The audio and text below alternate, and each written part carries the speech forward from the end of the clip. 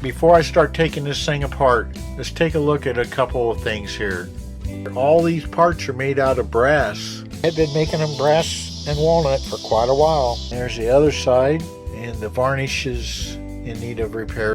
If I get this thing to work, we will get that. And they were known for their Tootsie Roll lever handles.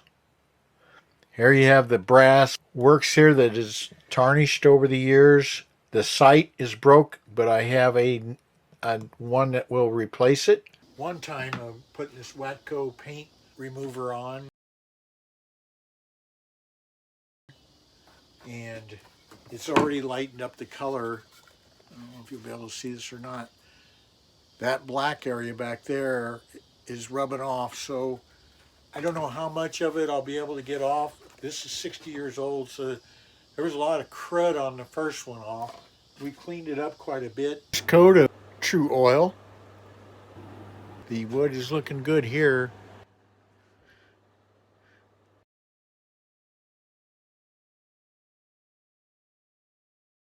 I've shined up the main portion. Well, I was hoping to see my reflection, but you can really only see sort of an opaque reflection. Still looks pretty sharp. I have put 4 coats of this True Oil on, thanks to a comment made on a previous video. I learned about this, and it works wonders. Look at that nice shine, and it's a thick shine. I'm going to let it dry another day. Put a new bolt in. The other one was snapping up. I think it was just getting loose over the years.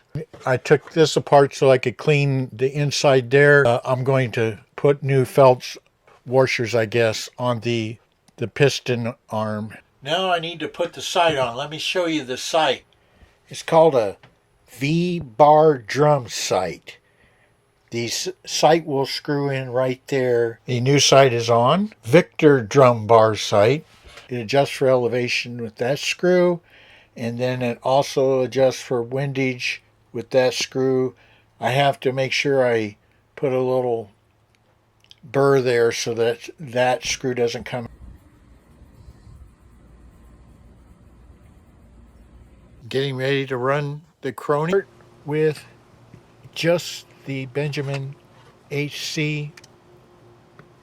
It was made between the 1950s and about 1965, as far as I could tell. It might have actually been made earlier as well.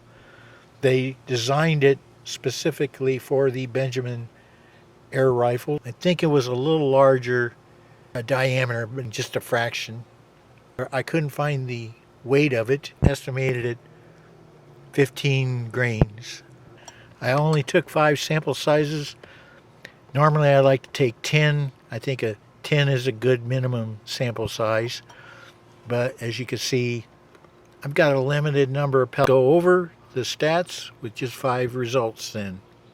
Average speed was 561 feet per second.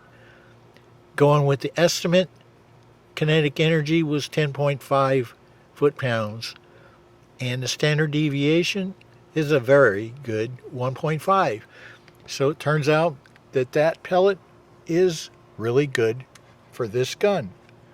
And it is a joy to fire something made that long ago, and it still works super great. I got the stats in for the others. First one was the Crosman hollow point. Its average speed was 551. The kinetic energy was 9.6, and the standard deviation was 11.3.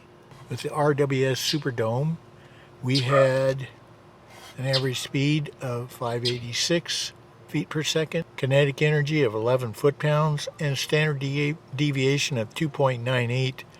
Let's face it, I got to round that up to 3. Advertising back in the day about their hair trigger. And in fact, it is a hair trigger. It is 5 trigger pulls, each one exactly 1.5 pounds. So that rounds up the numbers for the Ben Franklin 312. It's shooting time. I'm going to shoot 5 each. First with the Benjamin HCs. Then we'll shoot the Super Domes, partly because the numbers are good and partly because it most resembles the HCs. Let me show you a couple problems I'm going to have with open sights. Even 10 yards out, it's not the gun, it's me. And it's not my trigger pull or techniques. I have cataracts. The best I can get, even with glasses on, is 20/30 vision. From 10 yards, I couldn't even see these big X marks. In fact, it was just a little blur. I could barely see it at all. But I could just barely see the 2-inch one. First is the Benjamin HCs.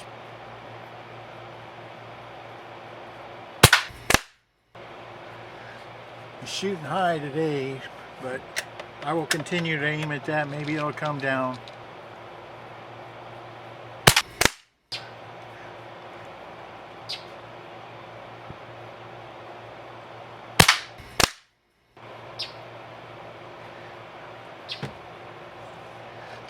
Alright, I got it zeroed in.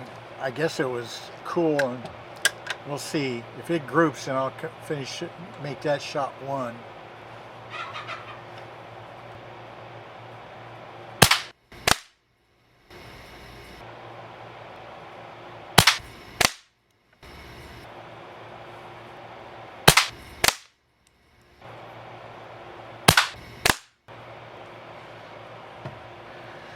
I think that's 5 with the Benjamin.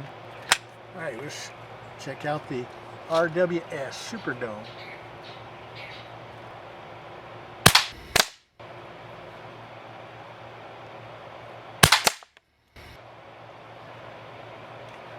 I don't know why that first shot sails high, so we'll make that shot number 1.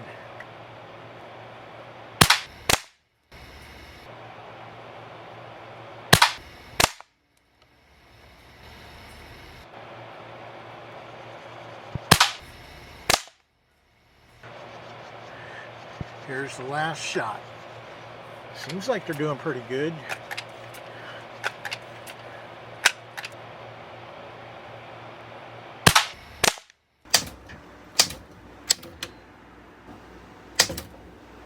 Just keeping with the times. That's a manual typewriter. Alright, we're at 15 yards shooting cans. I'll use mostly RWS. I might want to use one HC just to see what it does when it hits a can from 15 yards. The first shot is with the RWS.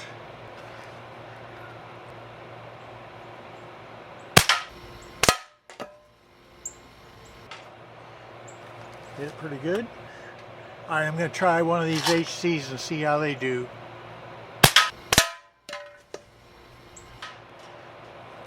Nailed it. Alright, the rest of them will be just RWS because I can buy more of those.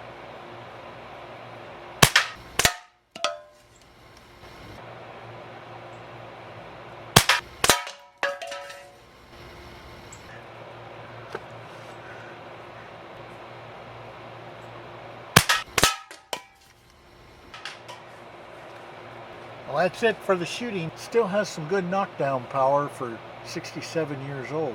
This restored one if a person with good vision, they could in fact get, as they advertised back in the day, they could get a 1-inch pattern